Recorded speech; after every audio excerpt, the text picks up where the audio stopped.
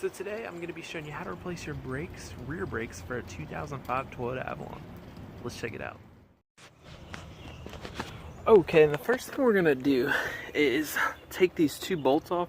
One here, one there. It's a 14 millimeter, and then we're going to grab a hold of this caliper, kind of pull it towards us, and then once we get this out, we'll just be able to pull this guy off. Alright, and here's a look at it when we've got it off. I have this just lifted up because this caliper bolt is not coming all the way out, and my customer doesn't have the money to pay for it, so I won't be taking this all the way off. But you, in this case, you just take it off. I've just got them like that. You'll grab your pad, just kind of pull it off. If we look in here, that's where both your pads would be set, and your other one would just be right on the other side. And then, if you want to take your rotor off, this one has parking drums. That's why this piece right here kind of looks like a drum, because it is. So, to take this off, back here we can see there's another 14 millimeter bolt. And just down below, right below that one, there's another 14 millimeter bolt. So, you take both those bolts off, this whole bracket right here would come off. Then, you'd be able to pull this rotor slash parking drum off.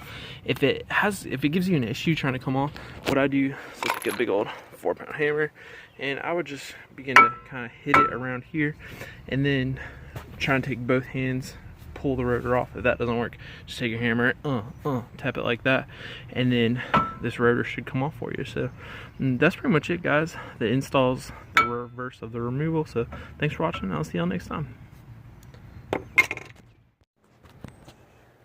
And guys, I almost left this part out. The piston, you can see it right in there, right at the end of my finger. That's the piston. You're gonna have to send the piston back. So take an old brake pad. You can see I've got an old brake pad in there, and I've got my C-clamp set up. And then you're gonna spin this guy right, and it's gonna send the piston all the way back. Also, if you're a do-it-yourselfer, try and replace your rotors every time or every other time, because you really need to measure these things and make sure they're within the safe measurement.